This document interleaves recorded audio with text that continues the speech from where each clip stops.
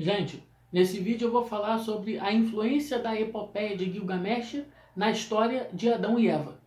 Existem algumas semelhanças entre a epopeia de Gilgamesh e a história de Adão e Eva que nos levam a acreditar que a história de Adão e Eva tenha sido inspirada nessa epopeia de Gilgamesh.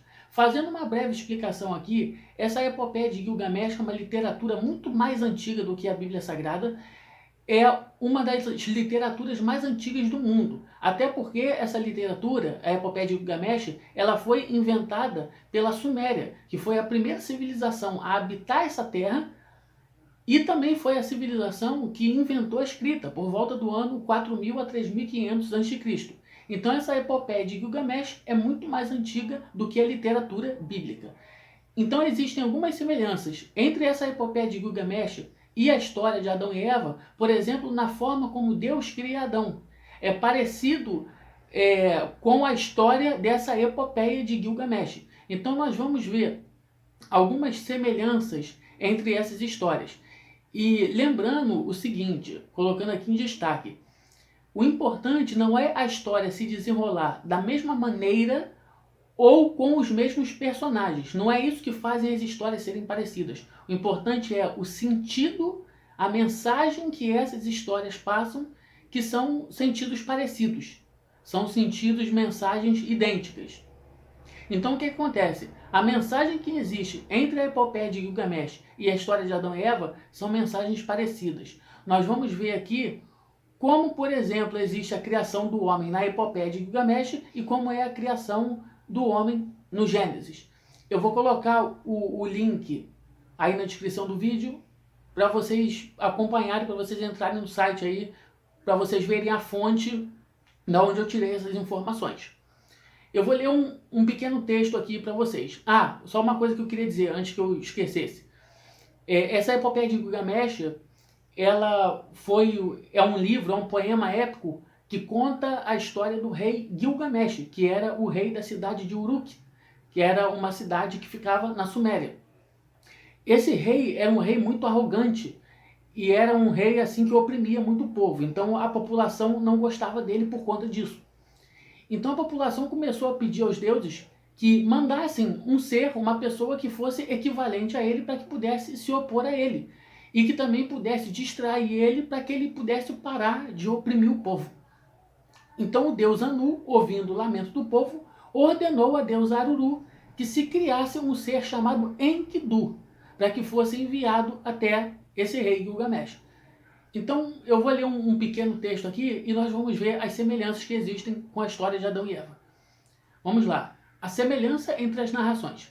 As semelhanças narrativas encontradas entre a epopeia de Gilgamesh e o livro do Gênesis iniciam-se logo nos primeiros versículos da Bíblia, ou seja, na criação do homem. O povo de Uruk, descontente com a arrogância e luxúria do rei Gilgamesh, exige dos seus deuses a criação de um homem, que fosse o reflexo do rei, e tão poderoso quanto ele para que pudesse enfrentá-lo e redimi-lo. O deus Anu, ouvindo o lamento da população, ordenou a Aruru, deusa da criação, que fizesse Enkidu. Então, a epopeia de Gilgamesh, ela tem um trecho que ela diz o seguinte a respeito da criação desse Enkidu. Abre aspas. A deusa então concebeu em sua mente uma imagem cuja essência era a mesma de Anu, o deus do firmamento.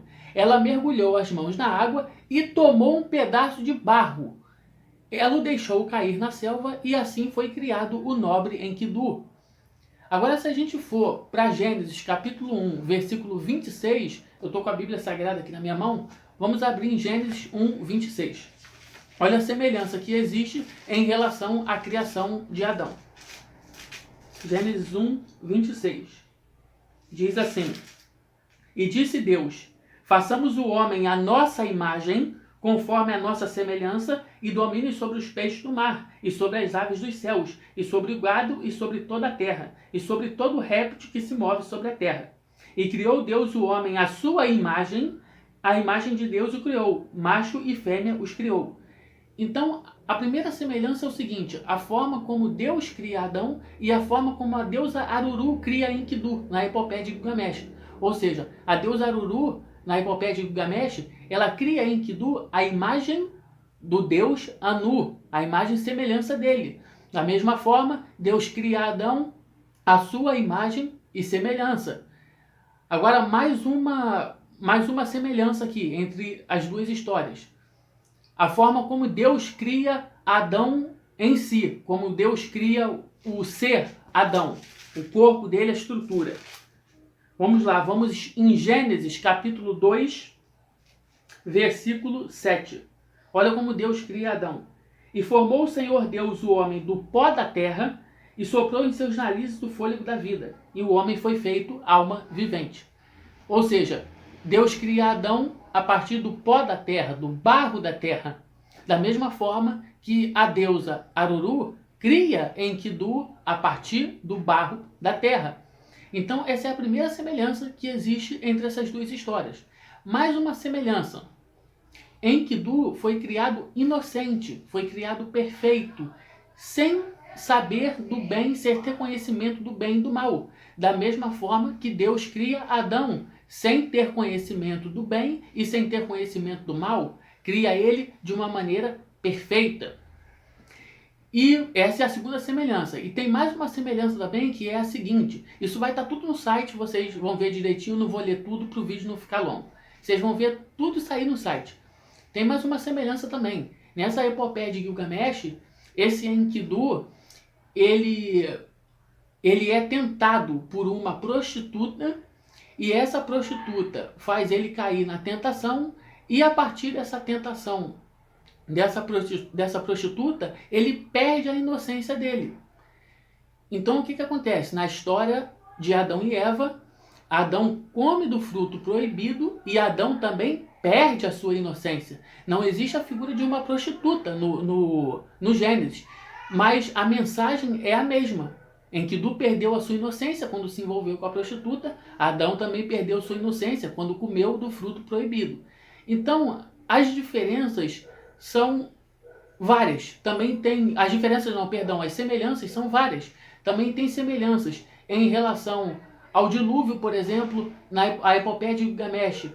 O dilúvio traz o mesmo sentido que o dilúvio bíblico, ali no Gênesis. Então eu não vou falar sobre cada um deles aqui para o vídeo não ficar muito longo, mas eu vou deixar o link aí na descrição e vocês entrem no site e vejam que ali está tudo mais bem explicado do que eu ali, tudo direitinho. E o objetivo aqui do vídeo não é fazer ninguém deixar de acreditar na Bíblia. Eu só estou aqui narrando os fatos.